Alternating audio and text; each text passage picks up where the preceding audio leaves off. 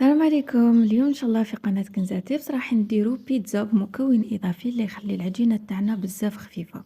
وهذا المكون بديت نعتمدو حتى في باقي المعجنات كيما المطلوع كامل. وبلا ما نطول عليكم خلينا نروحو مباشرة للمقادير. نحتاجو 2 كيسان معمرين مليح تاع فرينة، ملعقة كبيرة خميرة الخبز، ملعقة كبيرة سكر، وملعقة صغيرة معمرة ملح. وبالنسبة للمكون الإضافي هو اللبن لأنه يعتبر محسن، وتقدروا ديروه في بلاصتو ياغورت ناتور ولا ملعقة كبيرة خل، وهذو كامل يعتبروا محسنات اللي يخلونا العجينة تاعنا تجي خفيفة. نروح نرون العجينة تاعي بالحليب يكون شوية سخون على الدافي باسكو البن يكون بارد شوية. نجمع العجينة تاعي. هنا كنت درت ملعقة كبيرة تاع زيت الزيتون، تقدروا ديروا زيت عادي حتى الملعقتين. انا درت ملعقة واحدة هكذا حتى ما يحسولوش باسكو عندي ما يبغوش. وبالنسبة للقوام تاع العجينة راكم شفتوا بقيت غير نلعب فيها، تجي طرية نغطيها نخليها تخمر يعني حتى يضعف الحجم تاعها، ونروح نوجد لاصوص. بالنسبة للاصوص درت 2 فصوص ثوم يكونوا كبار كبار مليح، يعني ديري واحد 4 ولا 5 يكونوا متوسطين. نزيد عليهم 2 حبات كبار تاع طماطم مصبرة، إذا كانوا عندك 3 متوسطين هذيك هي. ونقسمها يعني ندير ربع الكمية برك، مع ملعقة تاع طماطم مصبرة، شوية زعترة، شوية فلفل كحل، شوية ملح. نخليهم يتقلاو مليح مع بعضهم مع شوية زيت أكيد.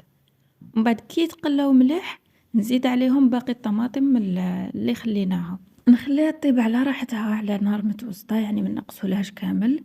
ومن بعد كي طيب نروح نميكسيها ونزيد لها ربع ملعقة سكر هكذا حتى تنحي لنا هذيك القروسية تاع الطماطم. نخليها فوق النار قيس واحد ل5 دقايق هكذا ولا 2 دقايق وطفي عليها. بالنسبة للجبن استخدمت هذا ما ننصحكمش به كارثة، هذا استخدمته أول مرة. راح نحط لكم الصورة تاع الليمون اللي نستخدمه في البيتزا تاعي. دائما نخلط شوية فخوماج عادي وفخوماج تاع شيدار، انا نشري تاع الميزان ولا غريير. راح نوريكم الصورة تاع الجبن اللي كنت نستخدمه من قبل. هنا كانت العجينة تاعي خلاص خمرت، شفتو كيفاه ولات هكذا خيطان كي اللي يعيطوا لها عجينة العنكبوت، بس ماشي هي ولات هكذا.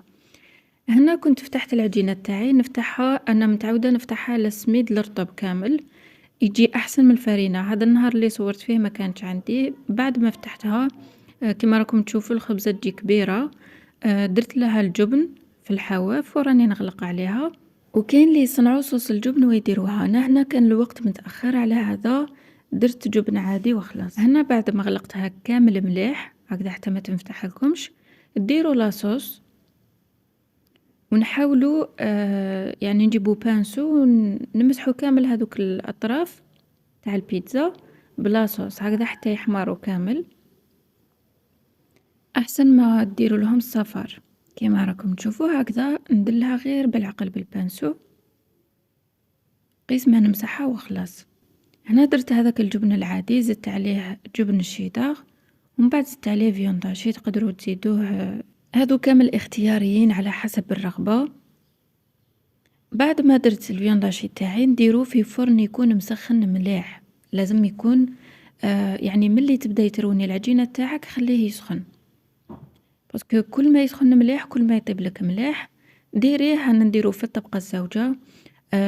نزيد له شوية النار يعني ما تكونش النار هابطة بزاف باسكو ما تبطلناش في الفرن هكذا باه طيب لنا طرية وشابة ومليحة، تكون مقرمشة من تحت مش لدرجة ما تقدريش تاكليها، وطرية من الفوق. وهذا هو الشكل النهائي. شوفوا الجبن اللي كان في الحواف، هذه هي النتيجة تاعو. إذا جربتوها ما تنسوش تبحثوا لي، يعني تصوروا وتبحثوا لي في الانستغرام، نشاركها ان شاء الله في ستوري، ونتلاقاو في الفيديو الجاي ان شاء الله. صح فطوركم.